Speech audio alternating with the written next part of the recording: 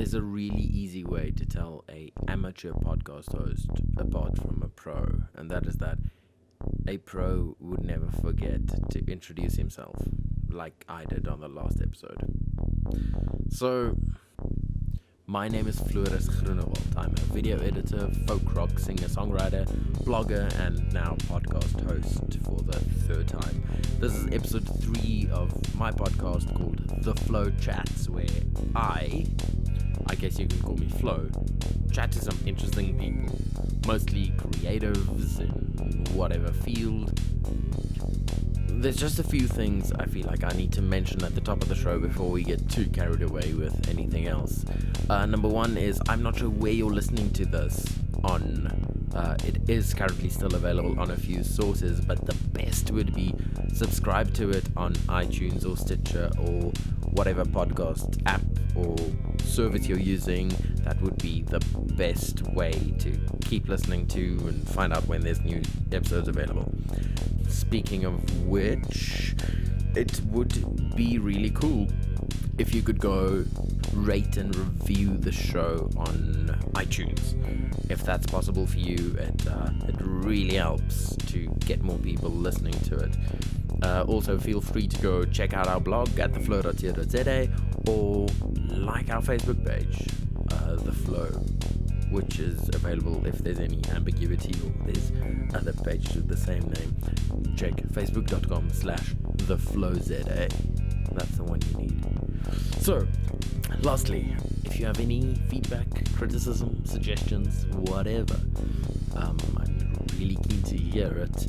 Please send me an email at moan@theflow.co.za.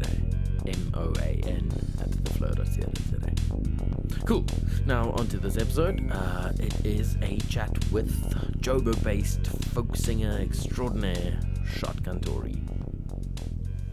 Did you see that article on social media the other day about how Airbnb is killing the property market in Cape Town?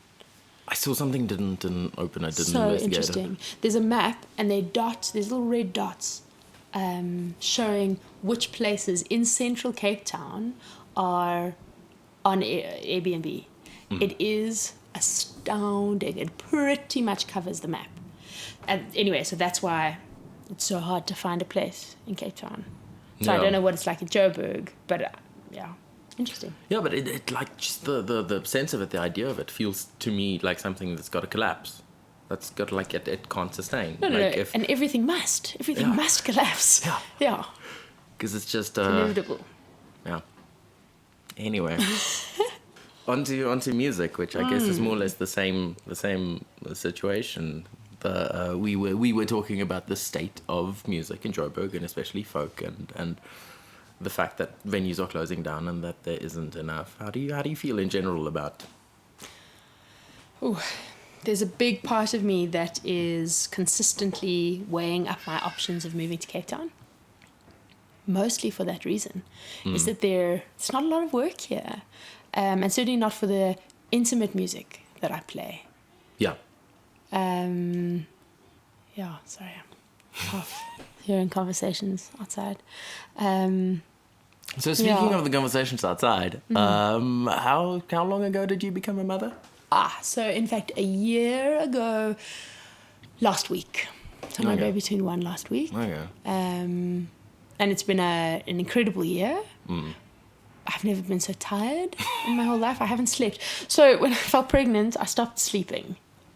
Physically, it was uncomfortable. I think I was plagued by nightmares. I really battled to sleep during my pregnancy. And everyone said to me, sleep, get some sleep. This is the last time it'll happen. And I didn't listen. And my baby still doesn't sleep. So everyone tells me stories about how their babies sleep through the night, and I roll my eyes. My baby wakes up every hour or two through the night.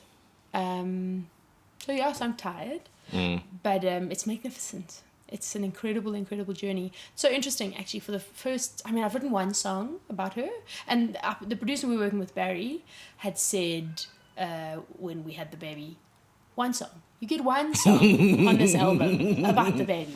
Yeah, don't make a baby album. Exactly, not allowed, because you know that motherhood ruins musicians. I mean, I know that's not true. Motherhood does not ruin musicians. In fact, I think makes them so much better and deeper and richer.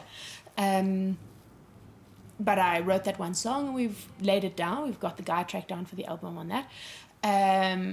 But then this morning, I suddenly had inspiration for a new one. And I've actually, what happened is last week, beginning of this week, actually, I went for a wax.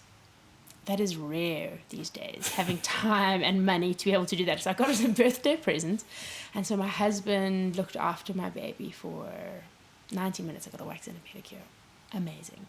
But anyway, while I was there, I have this Rufus Wainwright biography. I love Rufus Wainwright.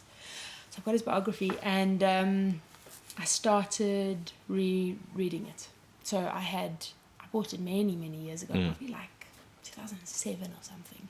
Started it then, and then life happened and I stopped reading it. And even that point in the book, I think I was a third of the way in. So I restarted the book. Okay.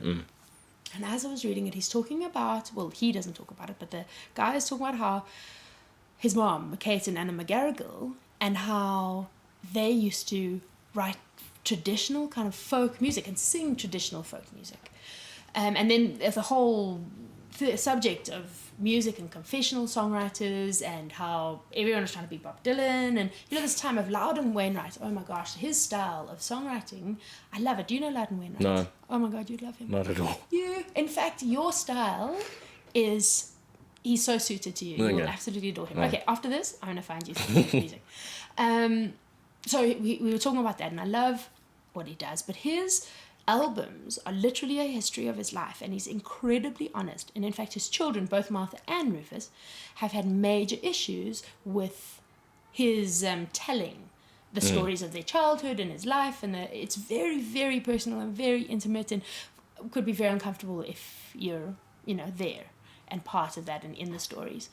But that's the kind of music that I've always written, and I found in the last couple of years, since getting married and having a baby, besides not having a lot of time, you suddenly become wary of telling the stories that are real, because you don't want to hurt anybody, and so you just stop writing because those are the stories that you tell. Yeah. So I don't know how to fake it, so I haven't written a lot. But I was reading this Rufus book, and I suddenly remembered all the things about the last year that I've been experiencing. The real kind of day-to-day, mundane, but real stuff about being a mom, about being married, about the things that, nobody cares about my personal life. But the value of it is the resonance. Yeah.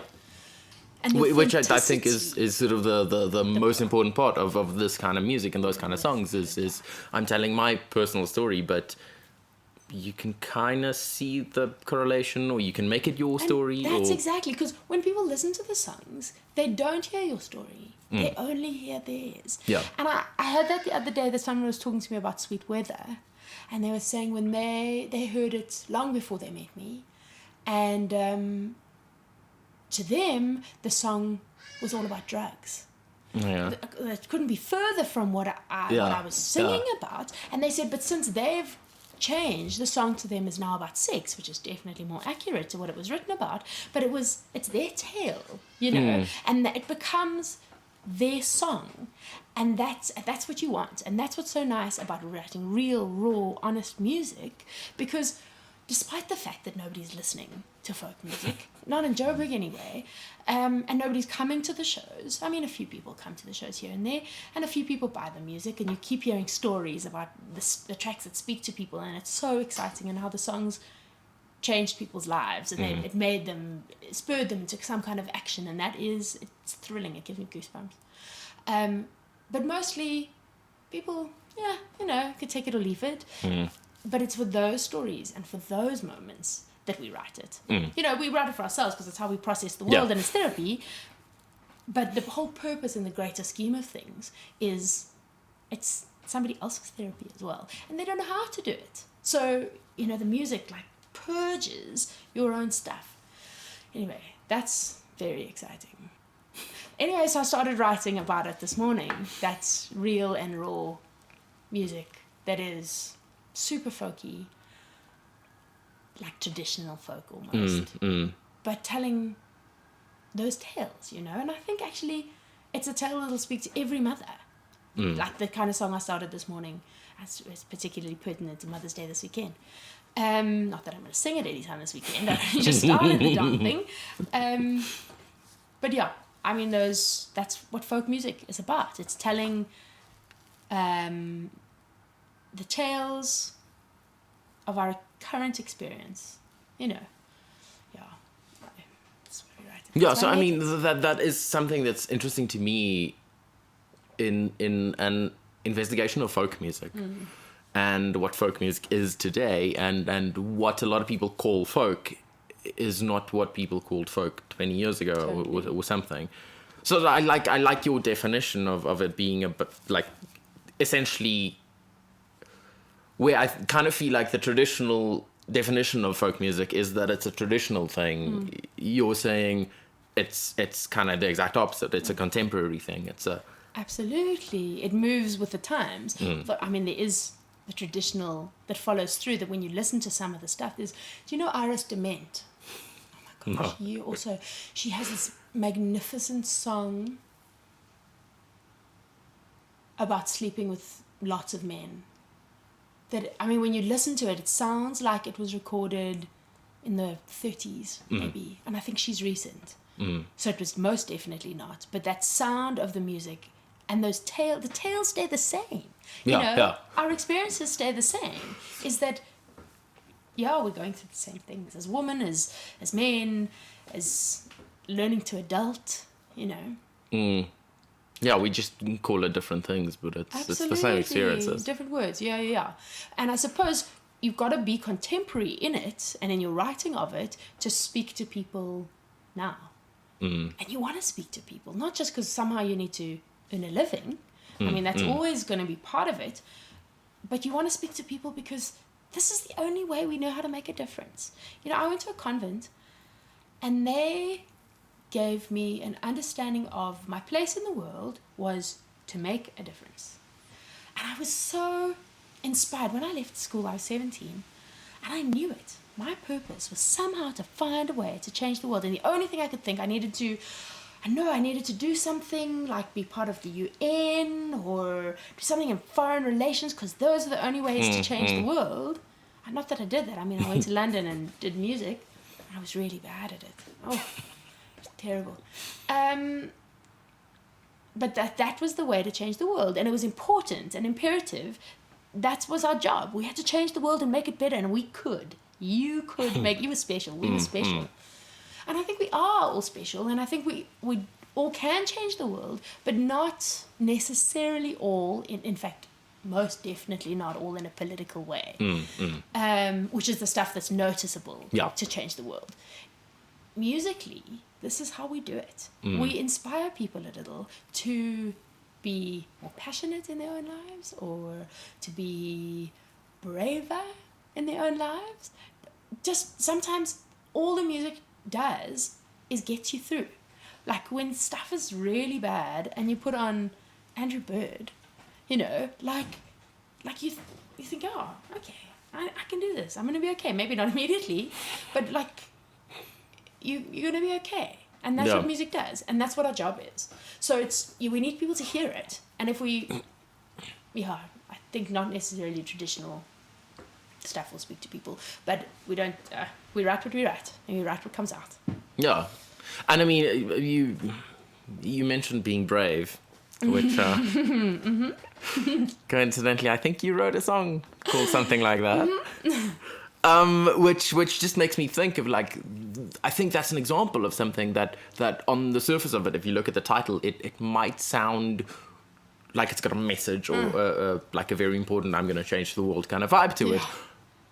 But it's not at all preachy or like, I can't think of another word for what I'm trying to say. But yeah, I mean, it's I think what you accomplish through stuff like that is also a kind of almost telling yourself to be brave, or Without a doubt. or realizing that being brave has gotten me through these things, kind of thing. And Well, interestingly enough, the original title for that song was Judgment Day Rhymes with May. And we changed it a bit over the years. So originally we wrote it and we were sitting, I'm sure you've heard the story, outside the Troyville Hotel in a car. That's not where I wrote it, where the conversation happened that led to the song. And through the years, everything that's happened in line with that song has built its energy. So it was one thing in that car, and when I wrote it down, it got more energy. And then when I sang it live for the first time was at Strap, 2011. And it was the year that I met the Wilson brothers, Gareth and Paul. Oh, yeah. So it was kind of, I was just starting to get into music. It was my first time at Strab. I was just slowly getting into that music scene. It was a very powerful time. So I got on that stage and I was very nervous, and it was like things shook underneath me. My hands bled. I got shocked. I mean, Conrad had said to me when I stood up on the stage, he said, "Please put your shoes on. The mics are not grounded." So I said, "I'm sorry, I can't put my shoes on. I never play with my shoes on."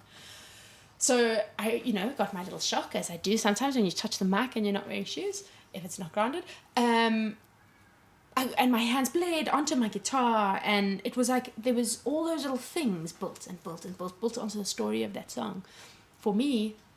But in every situation I sang it in. Then we recorded the song. I did it with Jay Bones. We recorded the song, and it had become Be Brave, and it had changed. We lost a verse.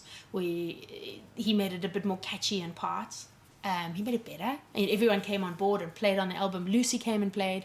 So every part of that, suddenly the song is having a life of its own experiences. Then once we recorded it, it was in mixing phase, and I was in Cape Town on tour, and then Paul died. And I think the night I heard, I was playing at a venue in Stellenbosch, and it was just the most devastating thing. And when I sang that song that night, it suddenly had an entirely new meaning. And it was forever changed. So the song was released, and subsequently I get calls sometimes. A friend of mine called me the other day and said, "I just wanted to tell you that they have some friends whose husband had passed away." And she was writing on Facebook about how the song that she heard, Be Brave, was getting her through, and she had no connection to me. Somehow it had come up in some shuffle thing, and like that's the thing that was making her feel like things were going to be okay. And he wanted to phone and tell me that, which was unbelievable. And I got a message the other day saying it had become another woman, I know her, she's pregnant at the moment, and it's a pregnancy song. Like, this is her song. And every time somebody else listens to it, that song and those words and that phrase, Be Brave, it gets new meaning and new energy, all of its own. And it's no longer mine. It's completely, the minute you release something out there, I mean, the minute that you play it live, like, it's no longer yours. It's this huge thing that sometimes you will never see, like, reflected back what it is, but it's become this huge thing in itself. I'm not a huge success because of it. It's not, will be a number one hit single. Yeah. Who knows what it will be, but it's this tiny little bird of a song that has meaning in people's hearts, and that is so huge. God, how lucky are we to be able to do this? And I mean, what like I had a thought earlier, but then I thought maybe the experience isn't the same. But now that you mentioned it with a song changing kind of, I feel like you mentioned other people reading other meanings into your songs, and I've also experienced where songs I like and listen to and have an emotional connection with, and then like years later I listen to it again and I still have an emotional connection, but it means something completely different because I'm in such a different place. And I kind of feel like my own songs can also do that, where even though I wrote it about where I was at that point. Now it applies to where I am now, Absolutely. which I feel like is if it can do it for me, then I guess Totally. that's the power of it. Totally. It has a life of its own. Yeah. Yeah, and I mean, you as a writer, and that's also the thing of like releasing it and then it becomes something else, is you as a writer don't necessarily have a say anymore in what it is about or what it means or what it stands for. So, and you can't want to control it. Yeah. Let it go. Like, yeah.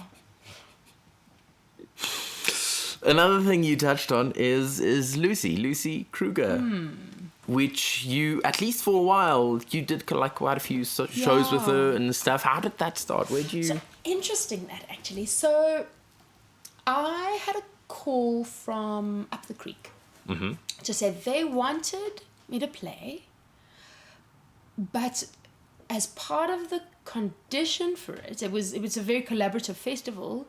They wanted me to collaborate with the singer, the folk singer, Lucy Kruger. Okay. I had never even heard of her. And I mean, there's always before you meet someone, there's a trepidation about who this person is, or what they're going to be like, or are they going to be a bitch, or like, will we get on? But she was in Joburg, and we were going to meet at a coffee shop. So we met at Warm and Glad. And I was waiting, and she arrived. And it was like instant, deep love for this woman. Like, she just has become one of my very, very favorite people in the entire world. And yeah, I mean, after that, so we did this collaboration at the creek. And then, I don't know how we did the next stuff, but we did a tour together with Dave Knowles, from Cape Town up to KZN. Okay. We did a big coastal tour. Majestic. In fact, was it up to KZN or was it up to Strab? No, that was a different year. So we did that one, and it was 1 December, and her folks live in KZN, and my parents go to KZN every December, and so we were headed in the same direction. Dave was going to split paths with us and head to Hogsback, to his family there. So that was the plan. We all decided, and this is the way to do it. I mean, it was essentially we were catching rides with each other and doing shows along the way to pay for the trip. Swapping accommodation for shows, making enough money to put fuel in, and that, getting fed to play. So it was that traditional, we make folk music, and this is how, that old troubadours way. Something so exciting about being a troubadour. And we, along the way, kind of harmonized quite a bit. And I don't know if it was before... I don't think I'd released Be Brave yet. Oh, God, the order of things. Who knows? But we were on the stage in PE. I say stage very, very loosely. It was a corner. We were in a corner. As they often are. Exactly. A little coffee shop. It was at a really nice turnout. And I think mostly because Dave and Lucy both had friends in PE. So we had a really nice turnout that night. And it was the night before the world was due to end again. On one of those world enders. I don't know. Because Anyway, there was, especially around that time, there was a ton of them. there were a ton of them. The world Like, I was think gonna around end. 2012, 2013. That's exactly. The world was going to end a few times. So it was that next morning, or that next day, or whatever. And of course you don't believe it. Yeah. But there's a part of you that thinks, well, what if? Yeah. And so I would sit in the car on the way there. I said, why don't you guys because I must have been singing it or something, and Lucy was singing along with me, and then Dave started singing as well, and it was just like, oh my God, have you heard how good Dave is? Dave Knowles is unbelievable. As both a musician, a songwriter, a guitarist, a singer, he will blow you away, and you'll be surprised that something like this exists. Something as special and as magical. Definitely go listen to him. But he started singing along, and I was like, oh my God, this is amazing, let's do this tonight. So when Be Brave came on, when I was going to do it, they came up on stage, and the three of us, there's one photo of it, the three of us sang, and it was just like, your own music doesn't give you goosebumps, but it was like every hair on my arm stood up. It was incredible, and there was like this vortex of energy. Anyway, it was amazing. Anyway, so Lucy sang on the album with me, and we obviously did quite a few things together. We collaborated a little bit, and we still got plans to record a few tracks. We wrote one together that we played at Strab one year. I think it was Strab. Sorry about that. Or 4, one of them. Anyway, and so we still have plans to do stuff because it's beautiful, and she's beautiful with.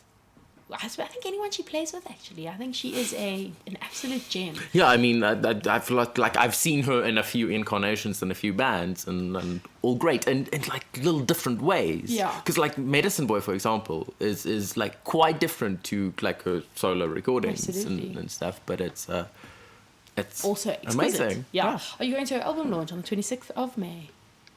National School of the Arts. Summer's Not That Simple. It's a new album. No, I'm gonna be at Strab. Oh, of course you are. But tell people anyway to go to that. Anyway, which leads me then to going to. So we got a phone call. We were on one tour, and we were headed to Strab this time. And we were in KZN, and we got a phone call from Gavin Minter. He does the Cape Town Folk and Acoustic Music Festival. Oh, yeah. And I think Lucy got a call and said, so I hear that you and Tori play together sometimes.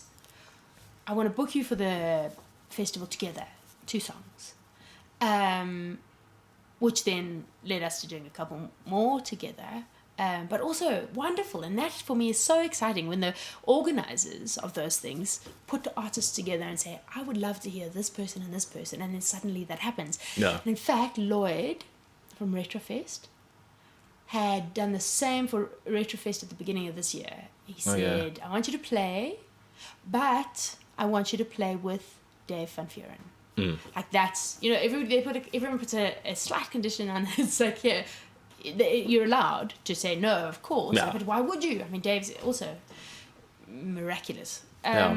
So we did the same thing. He arrived 2 days before, and we had one rehearsal, and we did the show together. And we did a couple of our own each, but a bunch together. And again, when you find someone that your voice merges with, like perfectly, that it's perfect. That's the sound, there's no inconsistencies. It's a really nice thing. And then I went and did the Cape Town Folk and Acoustic Music Festival with Dave this year. Okay.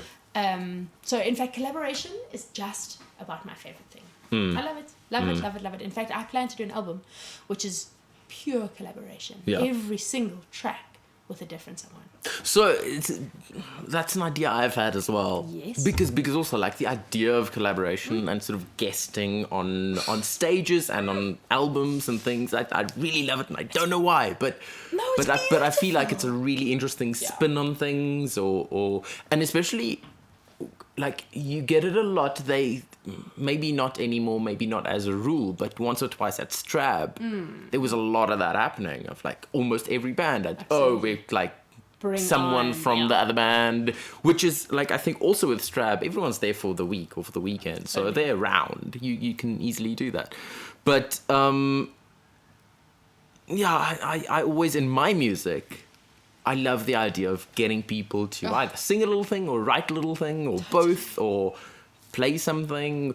But then one issue I've had with that when thinking about where could I fit this in, because I almost want to unnaturally squeeze it in sometimes where it's not needed or wanted, is I'm often worried that it takes away from that it doesn't feel like my song anymore. Not in an egocentric kind of way, but in a, you want listeners to believe that this comes from you. So if someone else is singing your words, doesn't that take away from the authenticity or from the believability? No, I don't think it does at all. In fact, I think it doubles the energy of the song. Especially when it's the right person. If it's the wrong thing, and you can hear that it's like just sewn in or patched on, doesn't, and it is not like a part of it. And sometimes when you talk about squeezing it in there, it's not necessary. When it's not necessary, it's not necessary. Like, but when you hear when something's necessary. I wrote a new song called "Put Your Back Into It," and it's my ode to love and marriage takes work. And when I was in Cape Town for that thing, I played it for Dave because we needed to choose which songs we were going to do together. And he said, okay, rad, like, let's try that. And he totally transformed the guitar bits, and it'll be totally different on the new album because Fred's doing the guitar in a totally different style to Dave did it, but Dave's going to come and record it with us.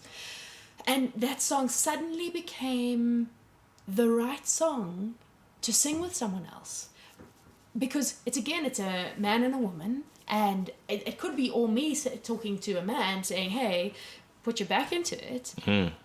But suddenly it was better with a man and a woman talking to each other. It's both put your back into it, you know.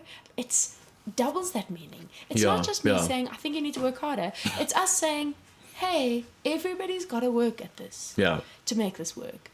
And the song needed that. And you didn't even know it needed it until...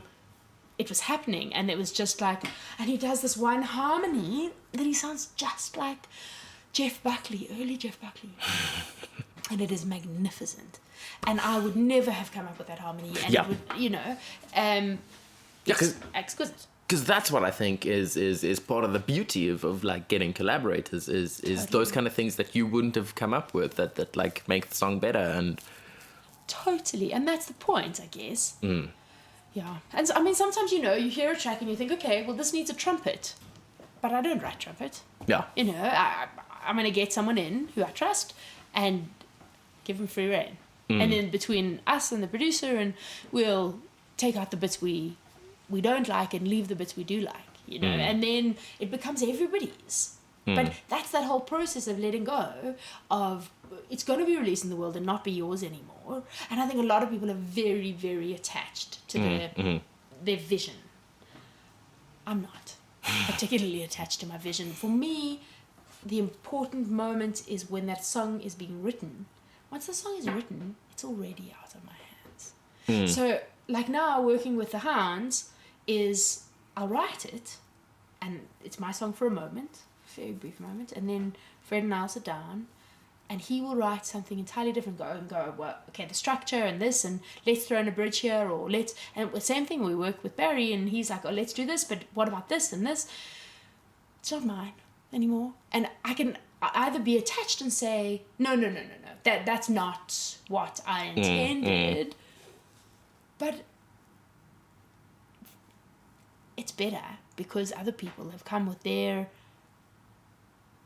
own experiences and own opinions and own talents that I don't have, and contribute to that song. Yeah, I mean, it feels like much the same as listeners adding their own meaning to it, but now you're getting some of that before you lay it down. Exactly.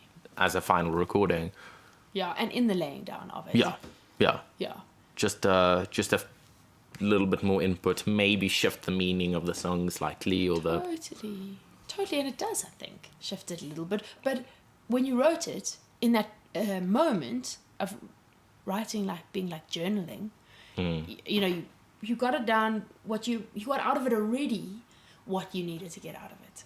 In terms of your emotional purge and self-healing kind of thing. After that, it's important to try not to be attached. Sometimes we're attached, and that's okay. You're allowed to sometimes be attached, but it's nice to be able to not be attached. Yeah. Especially, I don't see myself as this great musician, you know. So I would be very. What's the word? I suppose egocentric maybe as well. For me to say, hey, this song is so good that I can't have you changing anything here. Yeah.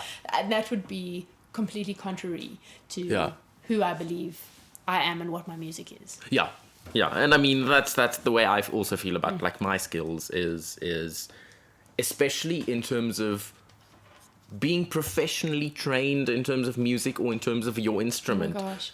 There's like the trumpet example you gave. It's like, I've no idea what to do with a trumpet or how to play it. Like, I'm not going to pretend to know what would be best. Absolutely. And you as an expert with that instrument, even if you're not an expert, but you're the person I trust, and I believe you've got the right vision for this thing. Absolutely. You know, It's over to you. speaking of not being professional musician, I never trained as a musician. I never studied music. I don't know how to read music.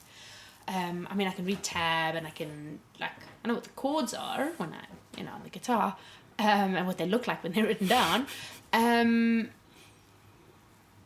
But I don't know anything about the rules and about how things should be structured, or how many bars per song or verse, or I know nothing about that. And I've often had it, and this has been what's so interesting actually about working with the hounds, that's so exciting, is that when people just read what you're going to do, even though it's completely not what we'd rehearsed, it's completely not how it should be done, they just read it and they're like, oh, okay, this is what she's going to do now, and they just follow you, and it's like, that was amazing. That was amazing. Anyway, I often find that I write stuff, and we're playing it, and someone will go,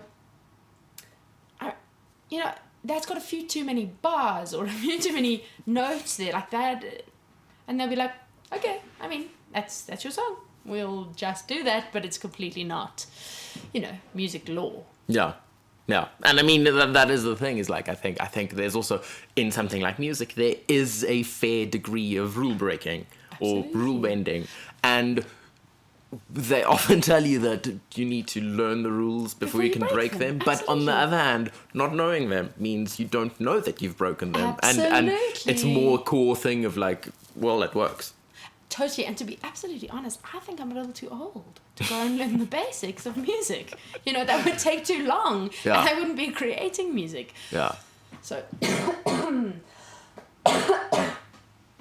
No, I've also had the same thought of like, at a certain point in my life, I'm like, I guess I'm done with things like exams for life, and I really don't want to change that. I'm like. I mean, there are a ton of stuff I still want to study, but nothing that I actually feel like I'm going to make my life. So Yes, and also like the same things. Like I'm open enough to learning, but not formal learning with an exam at the end. That like. I mean, I think I don't mind exams, but it's been so long since I wrote one that I possibly would mind. If I had to go through it, I possibly would. Yeah, I mean, like the one thing thinking back of exams at school and stuff is I'm 100% sure I can't write with a pen for 3 hours straight. Like my hand would cramp and die. Oh, absolutely. That's like a skill that I've lost. It's a lost art, absolutely. Writing with a pen. I recently started hand lettering, just because it's a lost art, and it is so beautiful. And I've always hated my handwriting, and so now to make these little things, they're so beautiful. And I've also I've seen some of that on like Instagram or Facebook or wherever, and you've also used that to make gig posters. Absolutely, which is so fun. I mean, not that we make many posters these days either. Like that's also a lost art. I feel quite sad about that. That's also something I feel like more people should do, because it's just because it's beautiful. Yeah. Even though it doesn't make sense and you don't need it and it costs money sometimes, I just feel like it's one of those things that you should probably do just because it's beautiful. Totally, it's art. Yeah. In its own way. Yeah. Not that we're not making art with the music, but it's a different kind. No, but I mean, speaking of that, and like, I've thought I wish I could commission a poster for every gig I make, but I just don't have the money. I know. Which has made me, it's like one of these thoughts I've had in the past, that if you're gonna get a band together, ideally, I feel like you should shop for secondary skills as well. You should get someone who's also an engineer and has a recording studio, and you should get one guy who does posters, and you should get one guy who does music videos. And I mean, if anybody's listening, yeah, this is my tip that's a really good piece of advice, I think. Absolutely, soft skills. That's what soft skill is, hey. I mean, I was filling in something the other day. I was trying to update my CV, just because. And they said, what are your soft skills? And I was like, I don't even know what a soft skill is. But I think that might be it. A soft skill. I guess so. It makes sense. Although maybe that's a hard skill. Maybe that's how they make money. Maybe that's a hard skill. I've also recently been updating my CV, and I get tempted to put really random things on there, like I'm good with pets, or I mean, you could get a dog walking job. I finished GTA 5. What is that? Grand Theft Auto video game. Isn't that like quite a hectic one? Or I've watched Back to the Future at least 30 times. That's got to count for something. That's got to count for something. I mean, it definitely means... Was it The Power of Love? Or The Power of... What is that song? I mean, it definitely means you know the soundtrack. Yeah. Yeah, it's The Power of Love. Okay, there you go. So if somebody asked that question, hey, you would be the guy to tell them the answer. Yeah. I mean, when that song comes on, you can see that. That's the power of music. I mean, tied to visuals. You can see that skateboard, and you can see that guy. Yeah. What's his name again? Michael J. Fox? Yeah. That, you can see him and the bench and the skateboard. Oh. Yeah, and that's the power of music. And I guess that's a good place to wrap it up. Yeah, thank you. Thank you. I wish I could have tied the power of music back to people putting their own meaning into things, but that would have been the perfect ending. That would have been the perfect ending, but somebody else is going to do it for you. Yeah. Or for themselves. There you go. That's the power of a meaning. Yeah, so if you're listening to this, read your own meaning into this and make up your own ending. Nice. That's it. Yeah, thank you. Thank you for coming all the way here. Yeah, I was in the neighborhood. Thanks for doing this. It's always fun. And I was so lucky that my mom was here to look after my baby. Yes. Perfect. So I realize I'm probably very biased on this, but that conversation I really enjoyed listening back to. Tori is really lovely to talk to. She's currently working on a new studio album, an album by Shotgun Tori and the Hounds. I'm really excited for that to get completed and into my ears. Though I have no idea when it's actually getting finished or how far along it is or when it's coming out. But yeah, keep an eye out on the internet for Shotgun Tori's new album. Lastly, thanks for listening, especially for listening to the end. Again, please go subscribe to this podcast, rate and review on iTunes, and you can follow or like TheFlow on Twitter, Instagram, Facebook, and YouTube. Or go check out our blog at theflow.co.za. Thanks, and see you in about 4 weeks for episode 4.